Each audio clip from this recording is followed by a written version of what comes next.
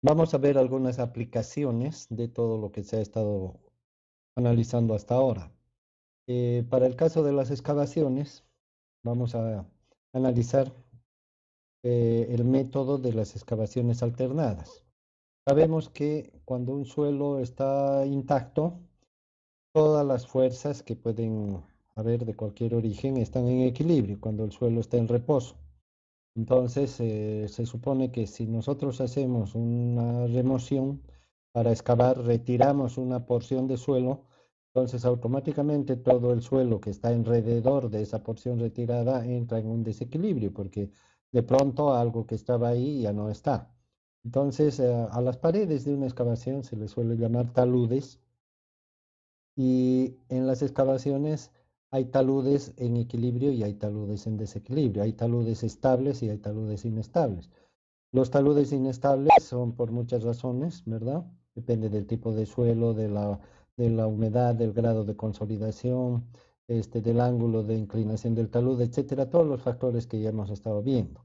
Pero de hecho, sabemos que no podemos hacer una excavación con una pared vertical sin correr riesgos, ¿no es cierto? Especialmente si la profundidad es grande.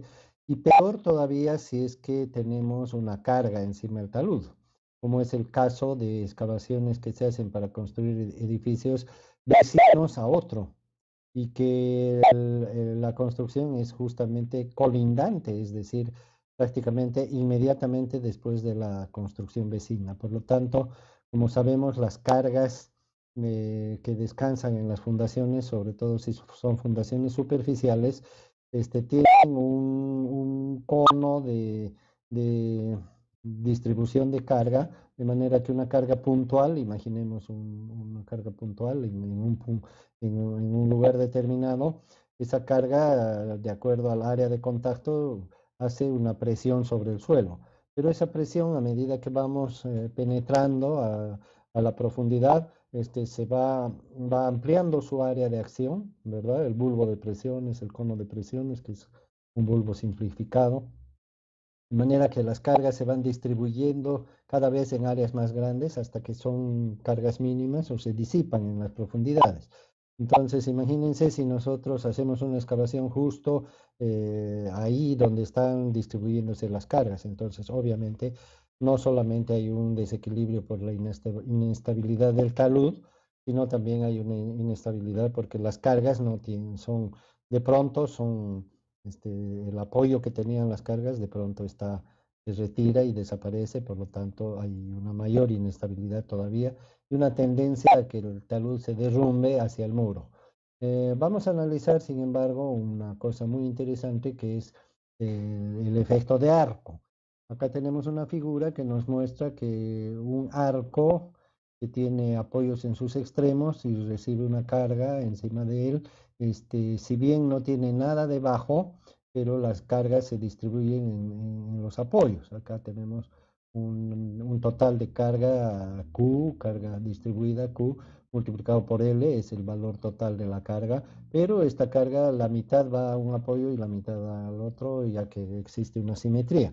A esto se le llama efecto de arco, de manera que el arco distribuye las cargas a sus ambos apoyos, a los dos apoyos que tienen sus extremos. ¿Qué pasa cuando en un montón de arena, digamos, húmeda, hacemos un hueco lateralmente en uno de los lados del montón, hacemos un hueco y el hueco permanece estable, ¿no es cierto? ¿Qué es lo que pasa? Que las cargas que están encima del hueco que hemos hecho, el material que está encima, ¿verdad?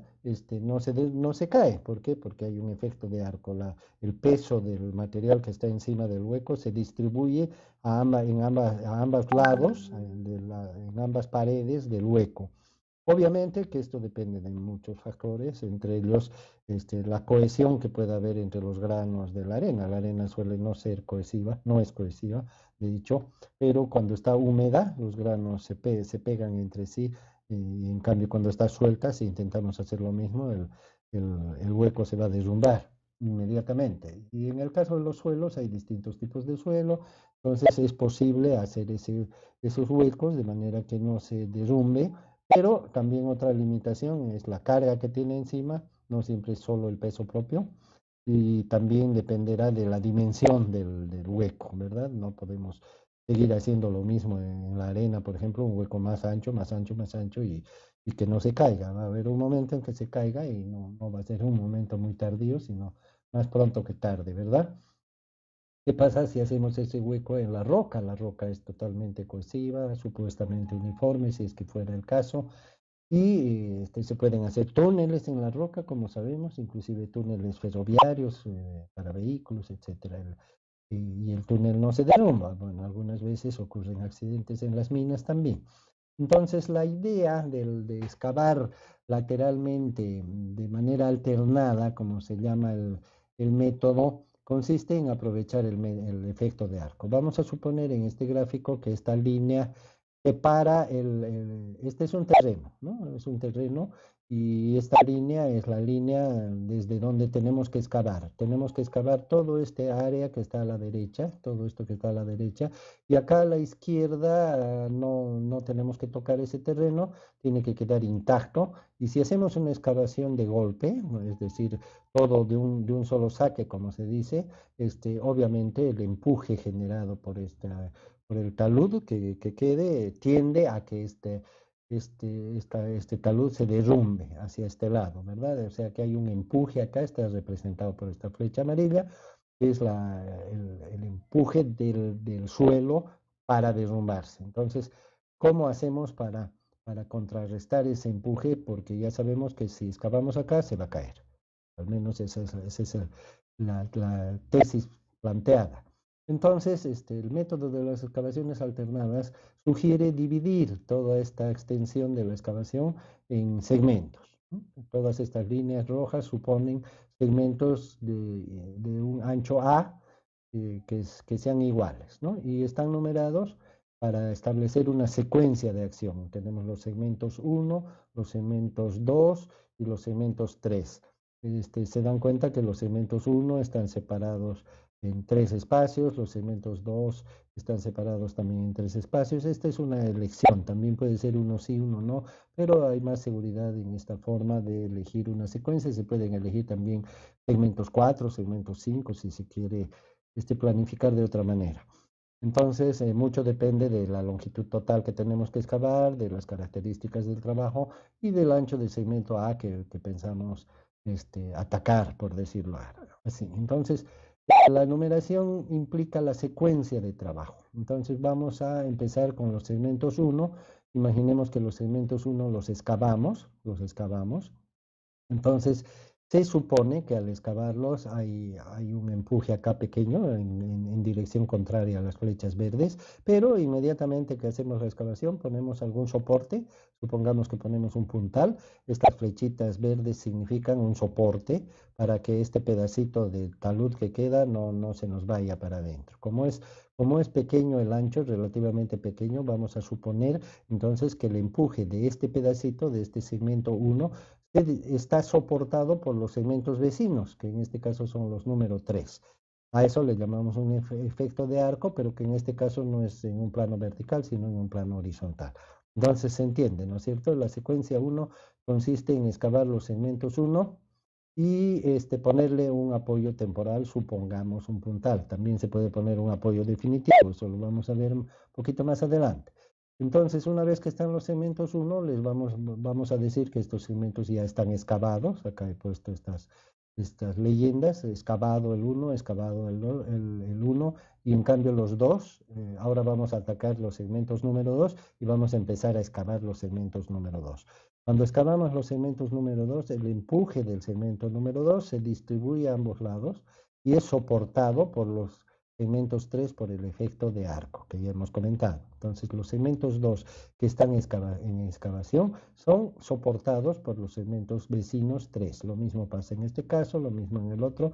Este esquema es representativo, ¿no es cierto? Entonces, tenemos los segmentos 1 que ya están excavados, los segmentos 2 que están en excavación, y una vez que se terminen de excavar los segmentos 2, también le ponemos aquí unas flechitas verdes, con lo cual se restituye el equilibrio y ya no es necesario que los segmentos 3 le ayuden a los segmentos 2 con el efecto de arco, ¿no es cierto? Se imaginan flechitas verdes ya no solamente en los segmentos 1, sino también en los segmentos 2. Con lo cual también el letrero este que dice en excavación, tendríamos que cambiarlo por excavado. Por lo tanto, los segmentos 1 están excavados, los segmentos 2 están excavados y nos faltaría excavar los segmentos 3. Hacemos lo mismo con los segmentos 3, pero en los segmentos 3 también van a tener un empuje, ¿verdad? Que tiende a derrumbarlos, los segmentos 3. Como el segmento 1 y el segmento 2 ya están con equilibrio restituido gracias a los puntales o gracias al apoyo temporal o definitivo que hemos colocado, por lo tanto el efecto de arco también se repite en los segmentos 3 y los segmentos 1 y 2, que son sus vecinos, le ayudan a soportar el empuje.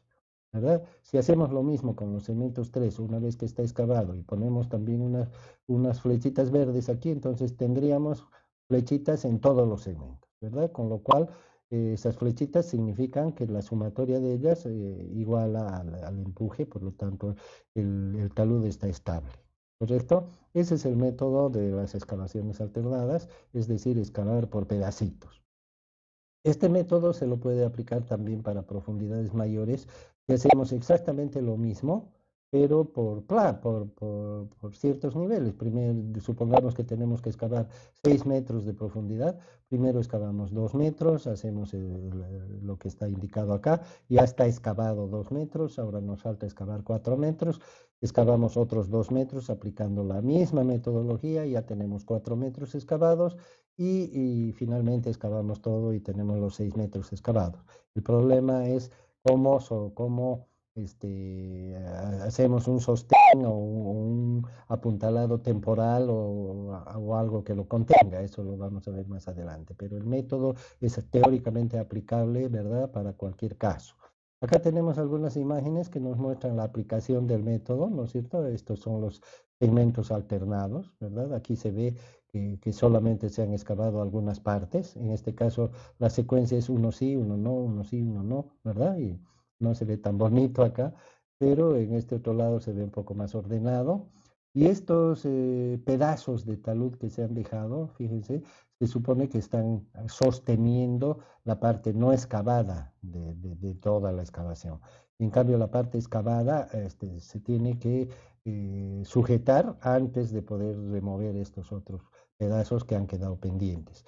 Acá podemos apreciar que hay cargas encima de los taludes. Fíjense, hay un muro acá, otro muro acá, muy más peligroso todavía el deslizamiento. En este caso también hay un muro, fíjense, encima del talud que se está excavando. Entonces, particularmente cuando hay alguna carga encima, es más riesgoso, más peligroso excavar de una manera continua y por eso es más recomendable hacerlo de esta forma alternada. Obviamente aquí también en esta imagen podríamos apreciar que tiene se ve el nivel de excavado ya y obviamente cuando se acabe de hacer lo que ya hemos descrito quedará todo parejo y estará a un nivel determinado que supongamos que sea este. La misma cosa, la misma foto podríamos meterla al siguiente nivel, ¿no es cierto? Y de esa manera vamos a tener una profundidad mayor y así sucesivamente. Pero lógicamente que antes de atacar más excavaciones debajo de este nivel, vamos a tener que estar seguros de que este ya está sostenido, ¿no es cierto? Para lo cual tendremos que poner puntales, cuñas, muros o algún tipo de solución. Acá tenemos otros ejemplos donde se está excavando debajo de los muros, fíjense, se está excavando debajo de los muros. Hay dos situaciones, hay dos formas de hacer esto. Una es excavando solamente el área que vamos a atacar. En ambas fotos se aprecia eso, solamente el área. Y aquí en este otro caso, en cambio, se excava todo y más bien se dejan las partes que no se van a excavar, se dejan como montones o como taludes sin tocar o parciales, ¿no? Porque parte de esto se ha removido, pero todo el resto ya se ha excavado, menos la parte que está peligrosa, ¿no es cierto? En cambio aquí se está excavando primero los huecos, primero se va a resolver este problema, luego se excavará la parte alterna, la parte eh, in- co- eh, intermedia entre los dos huecos y lo mismo se hará a la derecha y a la izquierda y cuando esté ya todo resuelto recién se removerá la tierra restante. Esa es otra forma de encarar el mismo problema. Vamos a ver aplicaciones de este método de excavaciones alternadas. Por ejemplo, el caso de poner un muro de contención en un talud. Los muros de contención, digamos, los casos más usuales son estos donde tienen una base compartida, en este caso. En este otro caso está la base a un solo lado, pero está debajo de la parte que no se excava. Y en este otro caso está la parte, la base se desarrolla al lado de la excavación y en la parte que no se excava no hay nada, ¿verdad? Entonces, si ustedes se fijan, este sería el caso de excavar y dejar un volumen despejado para construir un edificio, ¿no es cierto? No podríamos poner la base aquí. Bueno, no es que no podríamos, pero tendríamos que excavar esto más para poder hacer este caso o este otro. Entonces, normalmente la aplicación que se hace para excavaciones para edificios es ¿no? Se construye el muro con su base respectiva, puede ser así, adosada a la losa de fundación o el muro tener su propia fundación, no necesariamente así, ¿no es cierto? Depende de los esfuerzos, porque sabemos que un muro no tiene que hundirse, no tiene que recorrerse, ni tiene que voltearse, ¿no es cierto? Esas son las condiciones. Y que vamos a ver cómo construir un muro para este caso, eh, con mampostería, es decir, con ladrillo. Entonces el caso sería aquí tenemos una carga, aquí está su fundación, las cargas de la fundación están asentándose sobre el suelo, el cono de presiones está aquí, por lo tanto si excavamos acá se va a derrumbar, ¿no es cierto? Entonces la idea es hacer unas excavaciones alternadas en toda esta zona que vamos a excavar y en cada segmento que vayamos excavando por pedazos, vamos a ir poniendo pedacitos de muro. Un pedacito de muro en los segmentos 1, luego en los segmentos 2, luego en los segmentos 3 y al final vamos a tener un muro completo en toda la parte que quisiéramos excavar. Por supuesto, ese muro tendrá su cimiento, no lo estamos representando aquí porque puede ser así o puede tener otras características tal como ya hemos comentado. Entonces a esto le llamamos un muro de contención con mampostería. Ya sabemos que se tiene que hacer con los segmentos por pedacitos. Entonces aquí ya vemos los muros continuos, aquí es un talud simplemente de tierra, hay un espacio atrás, ese es un detalle muy importante porque si el muro tiene que contener al talud, entonces tiene que haber un contacto entre el muro y el talud. Seguramente acá se está haciendo algún tipo de obra de drenaje, algo, pero no puede quedar vacío el espacio entre el muro de contención y el talud, porque si no, ¿qué va a contener, verdad? En este otro caso no se aprecia la situación, pero se supone que este muro está conteniendo a la tierra que queda acá por consecuencia de este desnivel, ¿no es cierto? Hay un desnivel entre seguramente esta calle y esta otra. Entonces hay un muro de contención hecho de mampostería. Para hacerlo es muy posible que hubieran utilizado el método de las excavaciones alternadas. También se puede hacer esta solución con excavaciones alternadas en muros de hormigón armado, donde también tenemos que eh, seguir la misma metodología. Aquí fíjense, tenemos un edificio, una construcción acá y una excavación muy peligrosa, fíjense, muy peligroso lo que han hecho y aquí están haciendo un encofrado para vaciar con hormigón, pero esto cualquier rato se puede ir allá, no han hecho una excavación alternada, fíjense, es una excavación continua. Se está mostrando el peligro que existe, aparte que es muy profunda. Bueno, hay gente que corre riesgos, ¿no es cierto? Y en cambio aquí se está viendo igual un muro que está encima del talud, se han dejado estos espacios, acá parece que ya se ha removido se han dejado estos espacios para hacer excavaciones alternadas, supongamos que este es un segmento 1, entonces se hace el muro de contención, fíjense, que está delante del talud y es un pedazo de muro de hormigón armado, seguramente se ha hecho con encofrado, etcétera, se ha vaciado la armadura, está dentro y se ha vaciado el hormigón por encima del encofrado y fíjense que se nota en la fotografía que a ambos lados tiene fierros que están saliendo, ¿no es cierto? A estos fierros se les llama pelos o también se les llama espigas. Estos fierros están saliendo del hormigón, o sea que ya han quedado empotrados en el hormigón. Y cuando se construyan los segmentos vecinos, porque aquí se va a construir otro segmento, aquí se va a excavar y se va a construir otro segmento, cuando se construyan, entonces el encofrado del siguiente segmento, estos fierros van a quedar dentro y por lo tanto va a haber un empotramiento entre un segmento y el otro, porque estos fierros están empotrados aquí y van a quedar empotrados también en el siguiente segmento y así sucesivamente. Al final se va a tener un muro completo, ¿no es cierto? Hecho por pedazos, pero completo. Lo mismo arriba, fíjense, se dejan algunos pelos para ver, para tener una continuidad con lo que se va a construir encima, ¿no? Se puede construir encima las paredes de las habitaciones, de la planta baja, etcétera, o se puede construir una viga de cimentación primero, o en este caso ya no sería una viga de cimentación, una viga de apoyo o una viga de encadenado, ¿no? De todos los segmentos que resulten del muro de contención. Las mismas dos soluciones se pueden aplicar, pero para este otro caso en el cual no se coloca un muro delante del talud. Aquí tenemos el mismo esquema de una carga, aquí tenemos su carga Q, esta carga Q debería ir hasta allá, pero resulta que nosotros necesitamos hacer una excavación acá y en vez de hacer la excavación acá como en los casos anteriores, vamos a excavar debajo del cimiento de la casa vecina. Vamos a excavar debajo del cimiento y vamos a construir un muro debajo del cimiento, de modo que cuando esté construido esta carga Q se va a transferir a su cimiento, del cimiento va a pasar al muro que hemos construido y del muro va a pasar al suelo, de manera que cuando removamos esto ya no vamos a afectar para nada a las presiones que se ejercen sobre el suelo. A esta estructura que es un muro debajo de otro muro, en este ejemplo, se le llama submuro y también algunos le llaman recalce o calzadura, ¿sí? Es un trabajo similar al anterior, pero un poco más riesgoso porque se hace debajo del muro, ¿no es cierto?